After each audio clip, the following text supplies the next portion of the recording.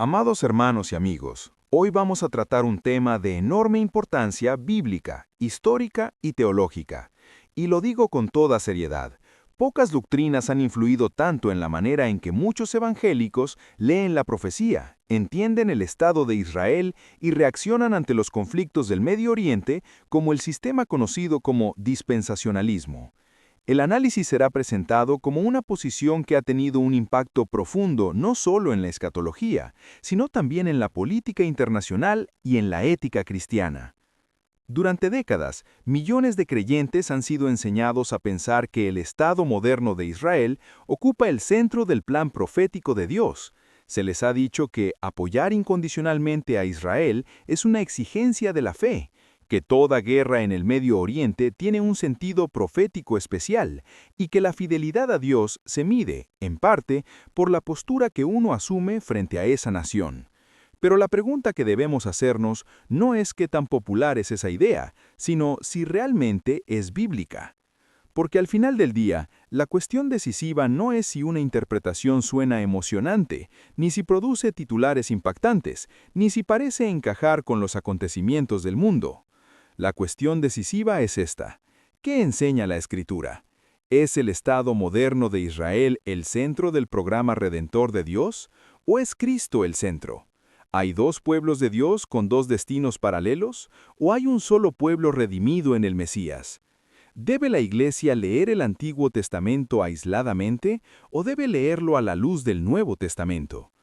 En este video quiero demostrar, con base bíblica, con perspectiva histórica y con una lectura reformada bautista, que el dispensacionalismo comete un error profundo al separar artificialmente a Israel de la Iglesia, y que ese error no es meramente académico, tiene consecuencias doctrinales, hermenéuticas, pastorales y éticas.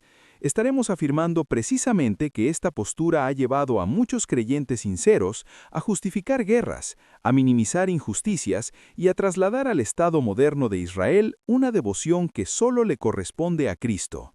Así que le pido que me acompañe hasta el final, porque este no será un video superficial. Vamos a recorrer la historia, vamos a examinar los textos bíblicos clave y vamos a ver por qué, desde una perspectiva cristocéntrica y reformada, la respuesta no está en una nación moderna, sino en Jesucristo, el verdadero Israel, el heredero de las promesas y el centro de toda profecía. ¿Qué es el dispensacionalismo? Para comenzar, debemos definir con precisión qué es el dispensacionalismo. Este sistema hermenéutico y escatológico sostiene una separación radical entre Israel y la Iglesia.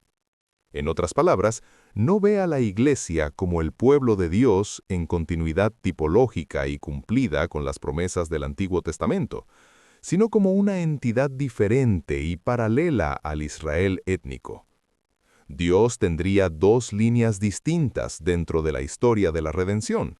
Por un lado, estaría Israel, con promesas nacionales, territoriales y futuras.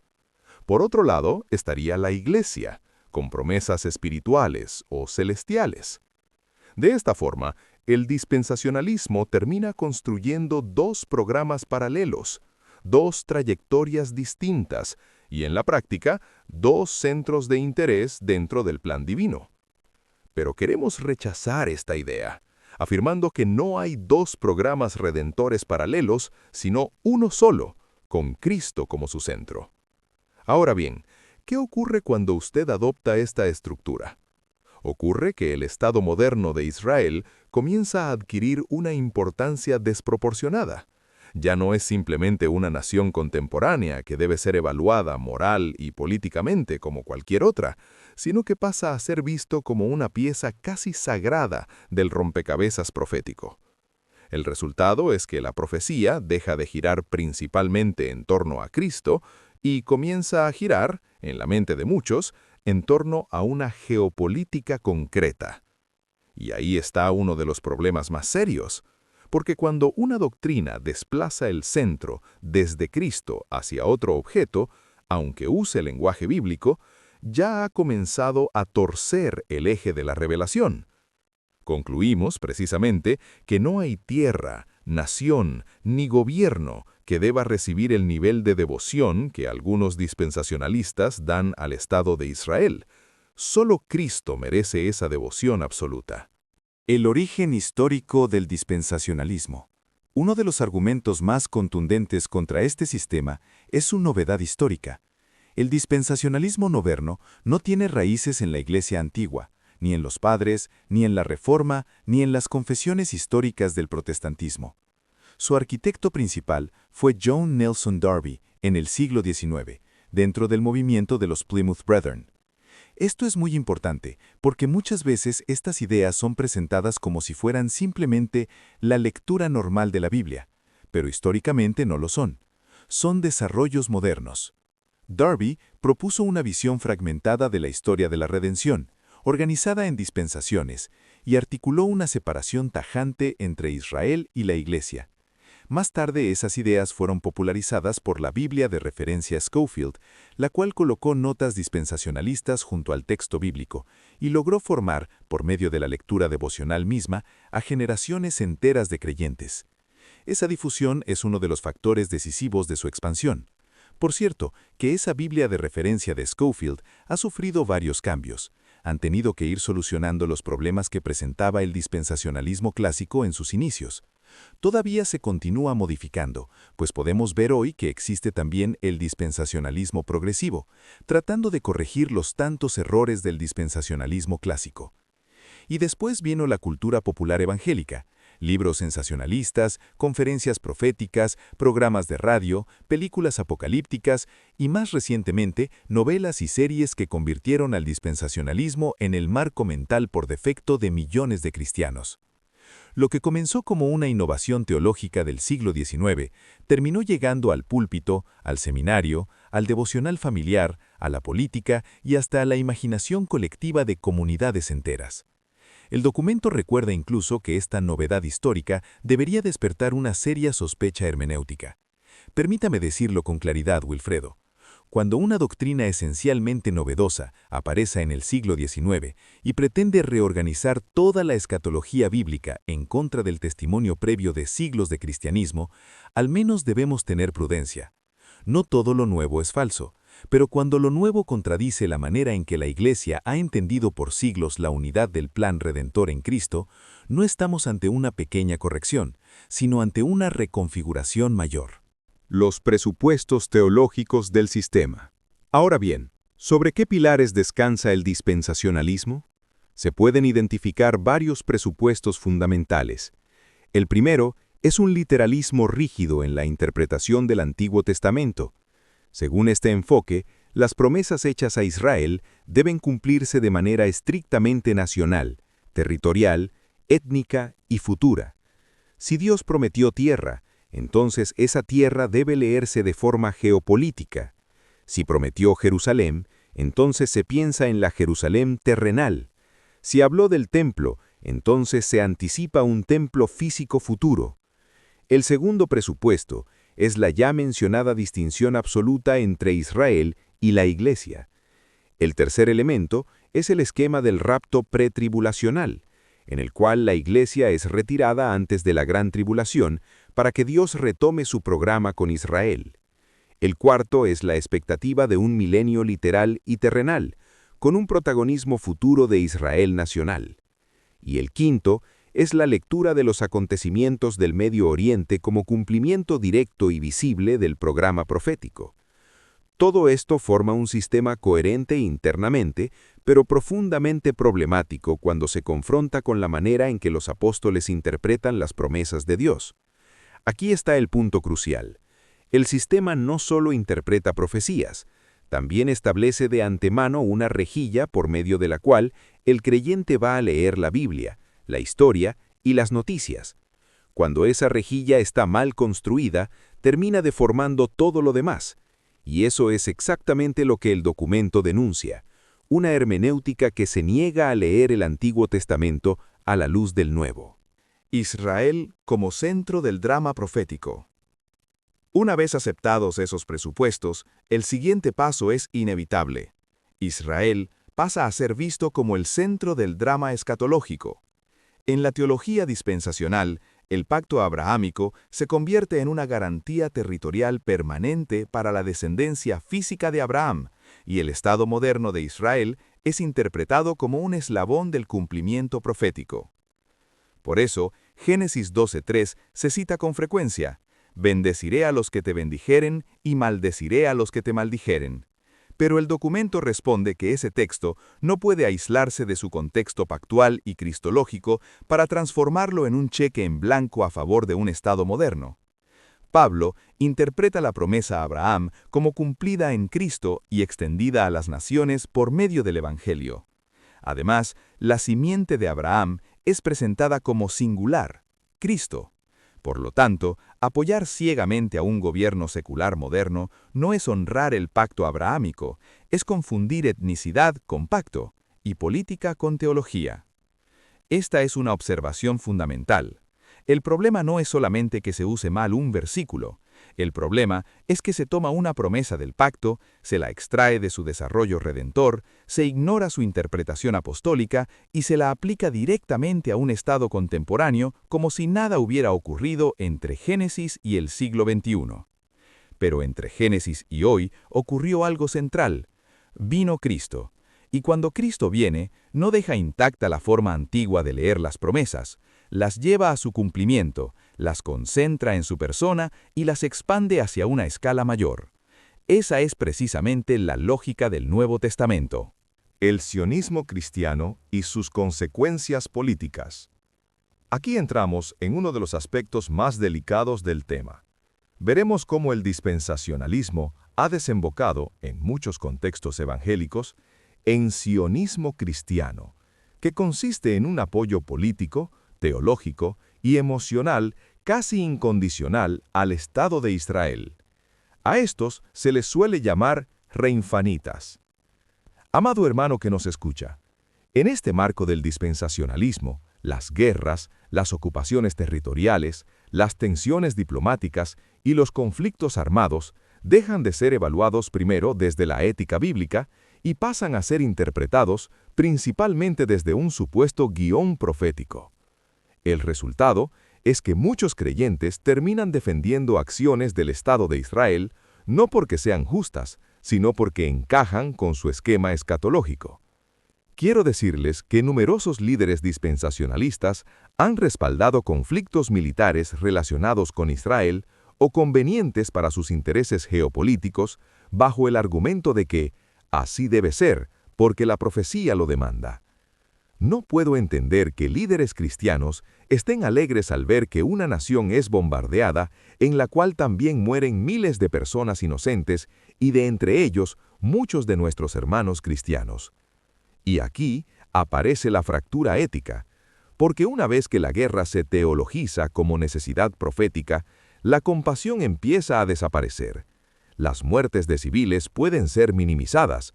El sufrimiento del palestino, del árabe o del no alineado con Israel puede ser relativizado. La paz misma puede ser vista como amenaza al cumplimiento de la profecía. Lo denuncio con fuerza. Esta versión extrema del sionismo cristiano produce creyentes que no pueden condenar moralmente acciones militares de Israel, que ven el sufrimiento de otros pueblos como daño colateral profético y que confunden lealtad política con fidelidad al Dios de Israel.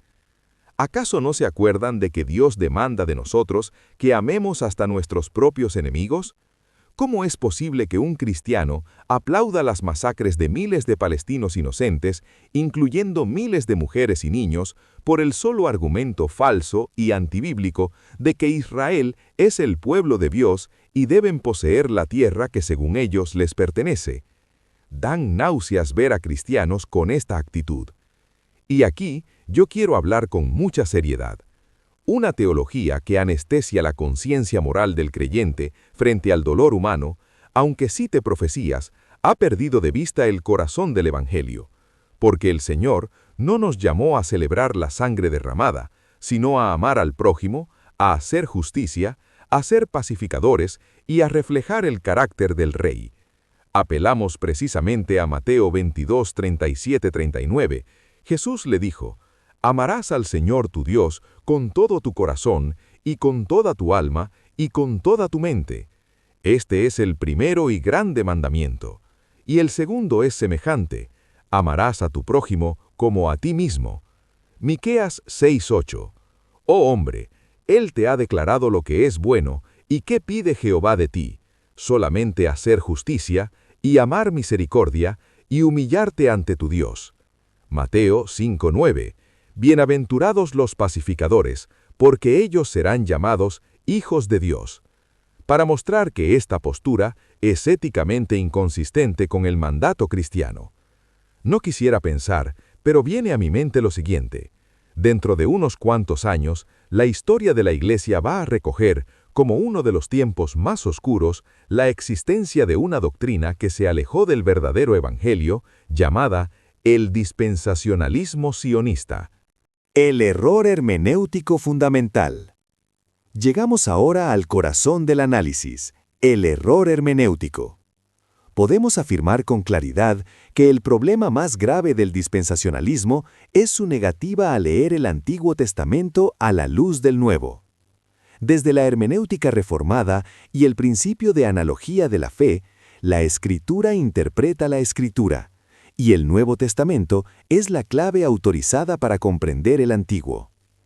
Eso significa que no tenemos libertad para tomar profecías del Antiguo Testamento y aplicarlas directamente a eventos modernos, ignorando cómo los apóstoles las interpretaron. Si Pablo, Pedro, el autor de Hebreos y el mismo Señor Jesucristo nos enseñan cómo deben leerse la tierra, la descendencia, el templo, Sión y la herencia, entonces esa es la lectura normativa para la Iglesia. Y aquí viene el golpe teológico decisivo. Las promesas hechas a Abraham se cumplen en Cristo y en todos los que son de Cristo. El documento lo subraya apelando a Gálatas 3:16 y 3:29. No hay dos líneas paralelas de cumplimiento, una en Cristo y otra aparte de Cristo. Hay una sola línea, Cristo como la simiente prometida y los creyentes como herederos en unión con Él. Este argumento destruye la idea de un programa escatológico separado para Israel nacional. Porque si la simiente es Cristo, y si los que son de Cristo son linaje de Abraham, entonces el centro de la promesa no es la genealogía carnal, sino la unión con el Mesías. Esto no niega la historia de Israel, la lleva a su cumplimiento. No desprecia el Antiguo Testamento, lo honra al leerlo como los apóstoles lo leyeron. La Iglesia como pueblo del pacto en Cristo. Queremos hacer una afirmación muy importante. El Nuevo Testamento identifica consistentemente a la Iglesia, compuesta de judíos y gentiles creyentes, como el pueblo del pacto. Pablo habla del Israel de Dios. Declara que no todos los que descienden de Israel son verdaderamente Israel. Y Pedro aplica a la Iglesia títulos que en el Antiguo Testamento eran característicos del pueblo pactual. Esto no es reemplazamiento vulgar ni arrogancia gentil, es cumplimiento cristológico. Es decir, las promesas no son robadas, sino cumplidas en el Hijo y extendidas a todos los que están en Él. Por eso, desde la perspectiva reformada bautista del documento, la Iglesia no es un paréntesis accidental. Es la comunidad del nuevo pacto, el pueblo reunido en Cristo, la asamblea redimida en la que confluyen judíos y gentiles bajo una misma cabeza.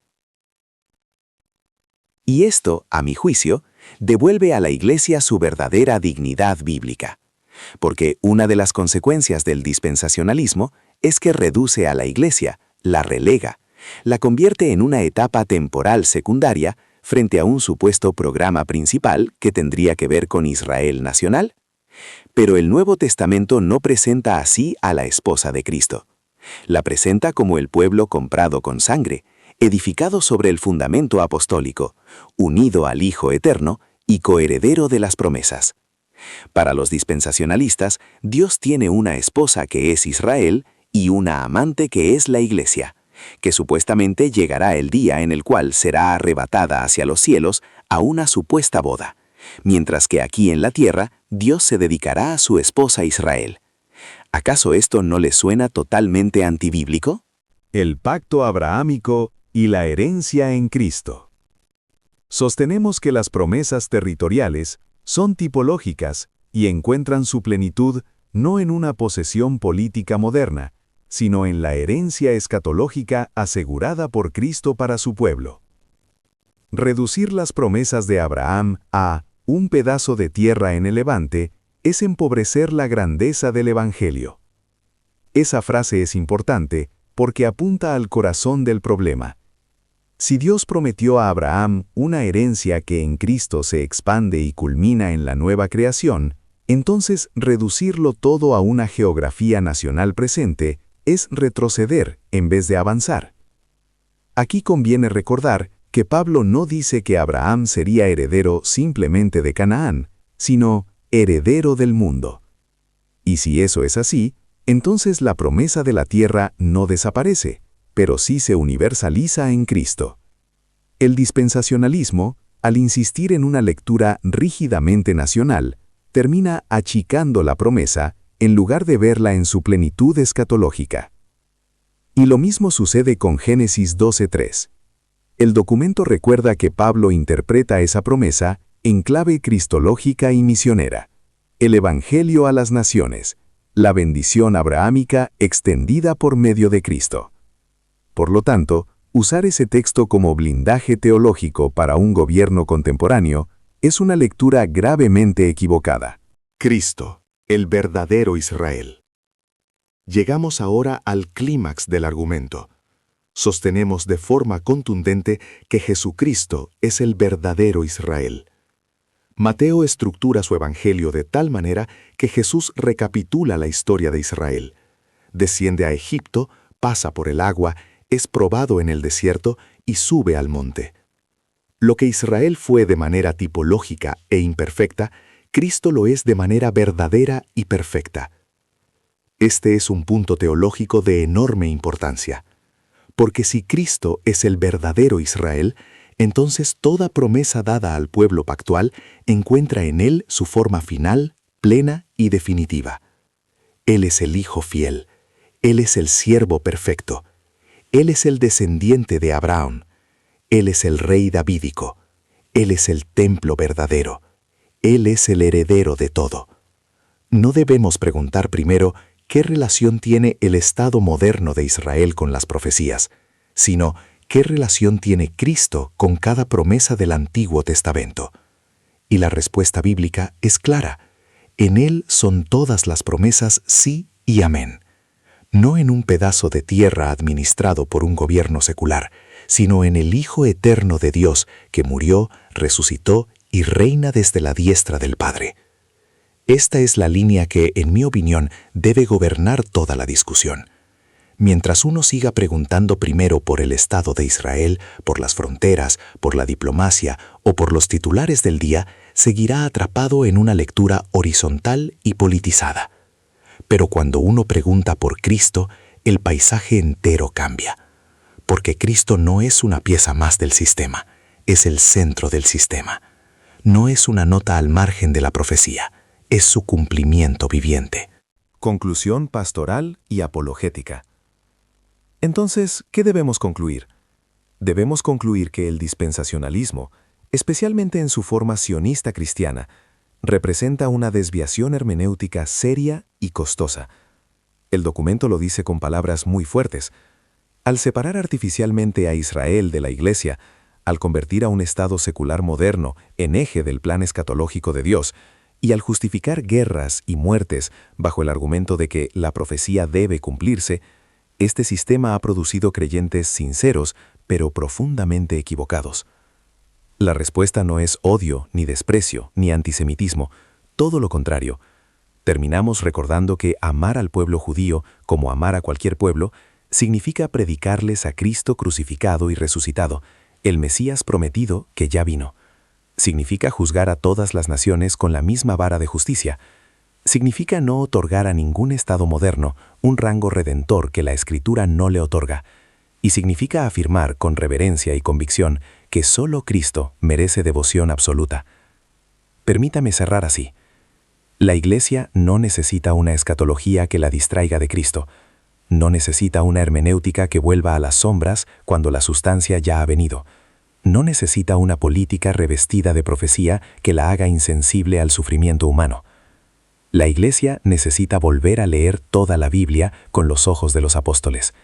Necesita ver a Cristo en la ley, en los profetas, en los pactos y en las promesas. Necesita comprender que no hay dos pueblos redimidos, sino uno solo en el Hijo. Y necesita proclamar con valentía que el verdadero Israel, el verdadero heredero y el verdadero centro de la historia de la redención no es un Estado moderno, sino Jesucristo. Y si vosotros sois de Cristo, ciertamente linaje de Abraham sois, y herederos según la promesa. Esa es la palabra apostólica, esa es la esperanza del Evangelio, y esa también la corrección más profunda contra todo sistema que intente desplazar el centro desde el Hijo hacia cualquier otra realidad. Muchas gracias por escuchar. Si este contenido le ha sido útil, compártalo con otros hermanos, porque la Iglesia necesita discernimiento, profundidad bíblica y una mirada cada vez más cristocéntrica de toda la Escritura. No pregunte primero qué lugar ocupa Israel en la profecía. Pregunte qué lugar ocupa Cristo, porque donde Cristo ocupa el centro, la profecía encuentra su verdadero sentido.